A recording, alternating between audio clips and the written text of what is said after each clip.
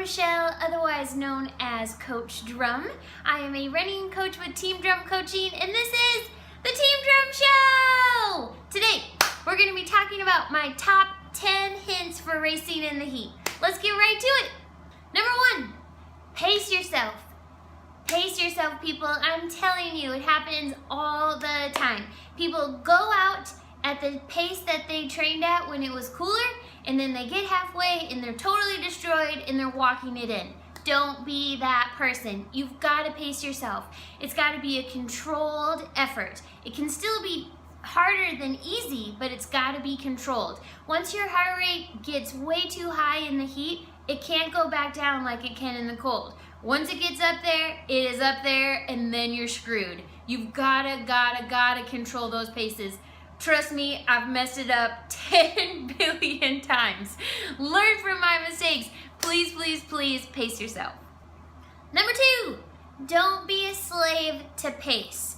Don't be a slave to your watch. Just go on feel. We all raced a big 5K this past Saturday, and I guarantee you most people were 20 to 30 seconds slower than they typically are. At least I was even slower than that because it was 78 degrees at this race, plus our Texas humidity. It was no fun at all. No one's breaking any sort of PRs in that kind of weather. Just go on effort. I love to put a sticker over my watch so that I'm not tempted to look at it, but then you can still have that data for later, and just go on feel. Don't worry about your pace. Number 3, pay attention to your hydration in the week leading up to your race, or even if you have a long run on Saturday, don't wait until Friday to start hydrating. Make sure you start paying attention to that on Monday. A really good rule of thumb is to make sure you drink half your body weight in ounces. In the Texas summer, honestly, I drink my full body weight in ounces. It's a huge pain in the butt and I hate it, but I'm a huge sweater. I just sweat so much, so it's really important that I get that hydration in. I do a pretty good mix of electrolytes and water. My favorite electrolytes are Scratch, and I really like that I can just do half a scoop and put it in my water and just get a little bit. But I try not to do all Scratch or all water during the day. I'll just do a little bit of each, and if I had a harder run that day, then I'll do a little bit more Scratch. So make sure you don't wait until Friday to do that. Start on Monday and gear yourself up for that. Number 4, drink before you're thirsty. You should eat before you're hungry. You should drink before you're thirsty. At this 5K on Saturday, if you're under 30 minutes, even when it's so hot, like 80 degrees like it was for us, you probably don't have to drink. It's not that long of a time. But honestly, for anything over 30 minutes, I would really focus on drinking before you're thirsty. And again, don't do just all electrolytes or all water. You've got to have a good mix between the two. One time I did a race, it was a full trail marathon, and it was so hot, and I wasn't getting enough plain water in. I was only doing pickle juice and electrolytes, and I got totally crazy in the head, like dizzy, my vision started to go crazy, and as soon as I drank a bottle of plain water, everything evened out and I was good to go. So again, learn from my mistakes, balance your water and your electrolytes. I'm a really big fan of pickle juice sport. I love those little shots. In the winter months, I barely ever need to take it, but in the summer, every 90 minutes, I make sure that I get one of those in. Again, I sweat a lot. I'm really prone to calf cramping, and that is all I need to do to feel better and to keep that super steady, besides monitoring my pace and not going out too fast. Go back to number 1, that's the most important thing. Number 5, be smart about your clothing choices. Is it really hot and humid but overcast? If so, then I would wear as little as possible. Just a sports bra, hashtag sports bra squaw, get it girls, in shorts, in socks, in shoes, and that is it. You want to be able to feel that breeze. Is it really sunny though? Are you at altitude? Are you running bad water? I'd put clothes on, really loose, ultraviolet protecting white clothing. You don't want that sun just burning into your skin at altitude. That's a really big thing. So I would wear light, loose clothing. And for as long as I can remember, little girl, my dad has always said, cotton kills. You want to make sure that you're wearing moisture wicking fabric, get that moisture away from your body. One other thing, let's talk about hats really quick.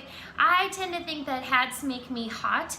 And if it's really sunny, I'll wear a hat just to keep that sun out of my face. But if I'm going at race effort, I really feel like they make my head too hot. It could totally all just be in my head, but I won't wear one then unless it's super sunny. So just my 2 cents. Number 6, race your competition, not the clock. I think this is huge in the summer. Most of us aren't winning races, so we tend to focus on the clock. We're always trying to beat a previous best time. On that day, we're always trying to be better clockwise than we were before. But in the summer, it's really, really tough, especially way down here in the south. So if your PR, let's say at a 5K, for example, came when it was 40 degrees, a dew point in the 20s, there's no way that 80 degrees with a dew point of 74, even if you're fitter, it's just really, really hard to produce that same result in those kind of conditions. So instead, again, put that sticker over your watch, don't focus on your pace, and just go on your effort. Try to catch those people in front of you. It doesn't matter if they're in your age group, it doesn't matter what gender they are. The person in front of you, try to make it your goal, I'm gonna catch up to them. Then when you pass them, go to the next person in front of you and just keep roping those people in. If you've paced yourself and you've really gone on effort, the whole second half of your race, you'll really, really be able to do that, and it's just gonna make your confidence go sky high. Number 7, find a mantra and stick with it. Lately, mine has been stand tall, relax, pick up your cadence. Again, everything in the heat is so intense.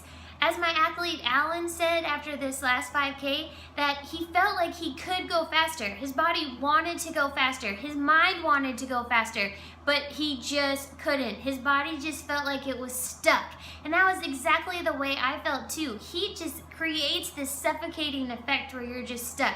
I don't know if you guys could totally just be me, have the dream of where you're being chased and you're trying so hard to run fast and you can't just get going any faster. I swear I'm not even kidding. I just had this dream last night, and for some reason I always end up like using my hands, and so I'm like running like a dog, like trying to go faster, and I just can't get any faster. I swear that's what racing in the heat can feel like. It's ridiculous. So I try to think, relax your body, don't be tense. The more relaxed that your body is, the quicker it can go. And also pick up that cadence. If you're reaching with that stride, it's honestly not gonna do anything for you after a while. So I really try to soften my body, relax it, make sure I'm standing tall, and I shorten my stride and I pick up that cadence, and that really helps switch things around for me. I'll have to think that all the time, because when I get tired, my tendency is to really overstride, and you really wanna keep that cadence going. But no matter what, just switching something up when you kind of fall into that, oh, I'm so stuck, my body is just doing this motion and I can't get it to change. Once you switch things up like that, just by relaxing and increasing that cadence, you'll notice a huge difference. Number 8, light shoes that drain well. Okay, again, we now know by now that I'm a huge sweater. If I'm wearing shoes that don't drain well, I'm lugging around all the sweat that is going down my body into my shoes for my entire long run. It's disgusting, takes days for them to dry out. I mean, I can't believe I'm telling you this, but it's disgusting. So, make sure you have shoes that are lighter, that drain well. A really breathable mesh upper really helps that. You know, I love trail running. I love creek crossings. If you're in a dry climate and you cross a creek, your shoes and your socks are gonna dry right away. But in the Texas summer, they don't ever dry out. then you're gonna deal with blisters. It's just ridiculous. So if you're racing a distance race, an ultra on trail, especially in the summer, we have like these nighttime ones in Texas, I would really put a change of shoes and socks in your drop bag and switch those out at the halfway point. Your whole body will just feel so refreshed, and you won't be dragging along that extra weight, because that's really what it becomes. Like, they become extra weight that you're lugging around. Nobody needs that. Number 9, we're almost done. Post-race hydration. As tempting as it is in these summer months, don't have your first beverage be a beer as soon as you finish your long run, a hard workout, or a race. Make sure you get that electrolyte beverage in, and then you can have your beer. Have it, you earned it. I love beer. So, I've got a little bit of a sidebar story to tell you. Way back in the day when I ran my first marathon, it was 2001. I was 22 in college, definitely still going out. Not too much though, since I was training for a marathon, but in the month before the race, I cut out, of all things, Diet Coke. I know, we didn't know how bad they were for you back then. I drank so much Diet Coke back then. So before the race, I cut out Diet Coke.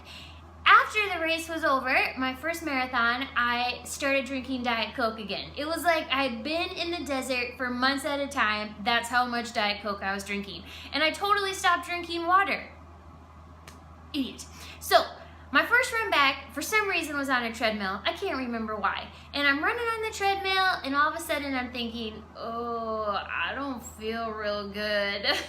And then the next thing I know, a guy is carrying me in his arms way in the back of a gym to a couch to lay me down, because I totally did, thank goodness YouTube did not exist then, I totally did the, hey, I'm running, boom, on the treadmill, right out the back, there goes drum. So embarrassing. And all it was I was dehydrated. Man, it's ridiculous. So please make sure that you're also focused on hydration post-race or post-hard training run or long run as well. Last one, number 10.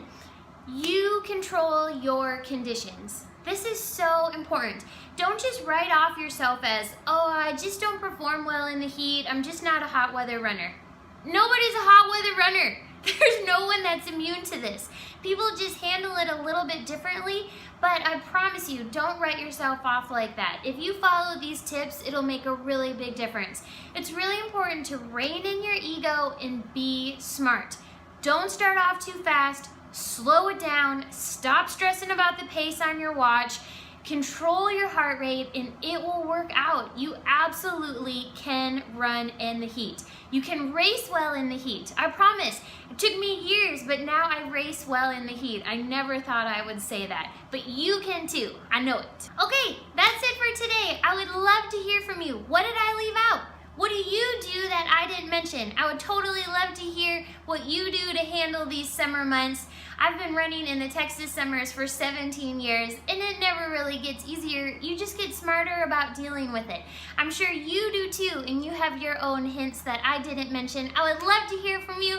Please leave a comment below, or you can comment to me on my website, teamdrumcoaching.com.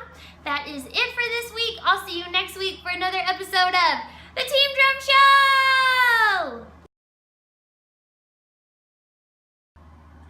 This is how the heat affects Lola. Too tired.